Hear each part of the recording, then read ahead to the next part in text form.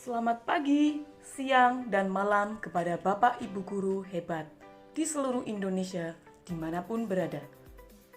Pada kesempatan kali ini, saya akan berbagi mengenai pemahaman Merdeka Belajar yang ada pada platform Merdeka Mengajar. Setelah saya mengikuti dan memahami pelatihan mandiri pada topik Merdeka Belajar, kita diharapkan dapat memahami 3 hal, yaitu yang pertama, pemahaman gagasan dan prinsip pendidikan berdasarkan pemikiran Ki Hajar Dewantara. Kedua, pemahaman untuk memfasilitasi murid agar tumbuh sesuai dengan kodratnya. Yang ketiga, penerapan pembelajaran yang memerdekakan diri. Pada topik Merdeka Belajar, saya mempelajari 5 modul diantaranya adalah sebagai berikut. Yang pertama, mengenali dan memahami diri sebagai pendidik. Yang kedua, pendidik dan pengajar. Yang ketiga, mendampingi murid dengan utuh. Dan yang keempat, mendidik dan melatih kecerdasan budi pekerti. Sedangkan yang kelima, pendidikan yang mengantarkan keselamatan dan kebahagiaan. Mengapa kita memilih sebagai pendidik? Tentu kita dapat bertanya pada diri sendiri, kenapa kita memilih guru sebagai profesi? Dan jawaban tersebut tentunya kita sebagai pendidik yang akan mengetahuinya. Guru harus terus belajar secara mandiri dan mampu mengatur diri sendiri karena guru adalah sebagai manusia yang merdeka. Menurut Ki Hajar Dewantara, merdeka adalah manusia yang hidupnya bersandar pada kekuatan sendiri, baik lahir maupun batin, dan tidak bergantung pada orang lain. Maka kita harus hadir sebagai sosok pendamping dalam pendidikan mereka, dan guru harus beradaptasi dengan perkembangan zaman. Guru harus mempunyai semangat dalam mendidik. Guru yang semangat untuk mendidik murid dapat sebagai trigger pada semangat murid dan mengikuti kegiatan belajar yang menyenangkan. Di saat kita mendidik murid zaman sekarang, berarti kita sedang menyiapkan masyarakat dan budaya di masa depan saat murid tersebut sudah dewasa dan di tengah masyarakat sebagai manusia yang mandiri. Pengajaran merupakan cara menyampaikan ilmu atau manfaat bagi hidup anak secara lahir dan batin. Yang dapat dilakukan pendidik adalah menuntun kekuatan-kekuatan yang dimiliki murid dengan mengerahkan segala daya upaya untuk mengembangkan budi pekerti, pikiran, dan jasmani murid. Pendidikan tidak hanya berbentuk pengajaran yang memberikan pengetahuan kepada murid, tetapi juga mendidik keterampilan berpikir, mengembangkan kecerdasan batin. Setiap murid memiliki kekuatan yang memerlukan tuntunan orang dewasa. Dalam hal ini, menuntun potensi murid bertujuan agar murid makin baik adabnya dan mendapatkan kecerdasan yang luas. Hilangkan dan tinggalkan sistem pendidikan perintah dan sanksi yang diwariskan oleh metode pengajaran kolonial Belanda. Contoh, sistem penilaian atau penghargaan yang berorientasi pada kecakapan kognitif. Kecakapan murid diukur dari hasil ujian sumatif yang menguji kecakapan objektif semata. Akibatnya, murid berusaha keras untuk mengerjakan kisi-kisi soal ujian. Jika mendapat nilai dan penghargaan dari sekolah, fokus pada orientasi kognitif ini dapat menyebabkan kecakapan sosial emosional murid terabaikan. Membuat tujuan belajar dan merencanakan pembelajaran sesuai dengan kebutuhan murid, baik lahir maupun batin. Dengan demikian, kita sebagai pendidik dapat membantu tujuan belajar murid sesuai dengan kebutuhan belajarnya secara utuh sebagai manusia yang merdeka dan mandiri. Selanjutnya adalah mendampingi murid dengan utuh.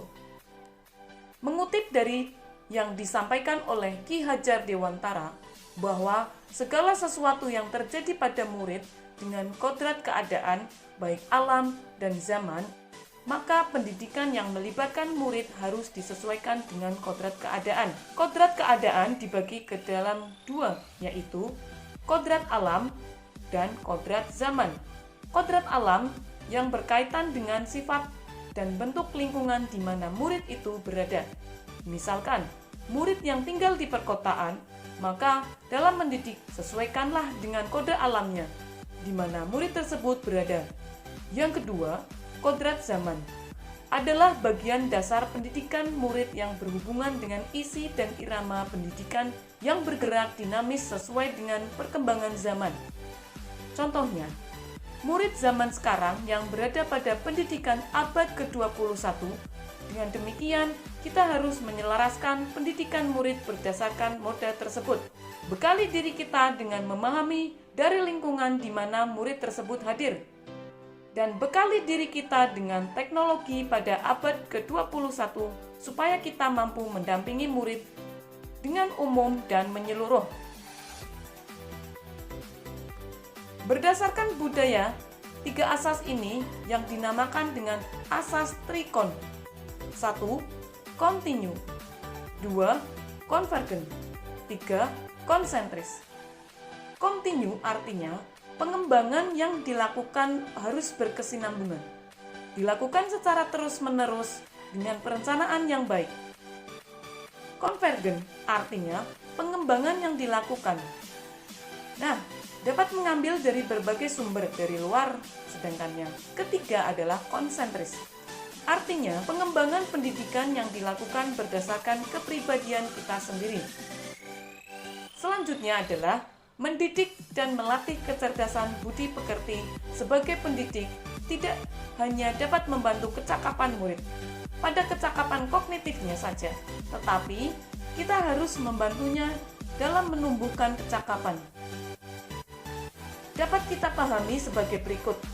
Yang pertama, budi pekerti atau watak merupakan hasil dari bersatunya gerak pikiran, perasaan, dan kehendak atau kemauan, sehingga menimbulkan suatu tenaga.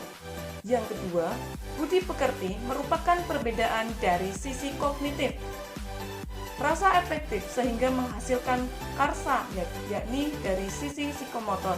Yang ketiga, tempat paling utama dalam menumbuhkan budi pekerti adalah berawal dari lingkungan keluarga. Sedangkan pendidik di sekolah juga berperan dalam menanamkan budi pekerti.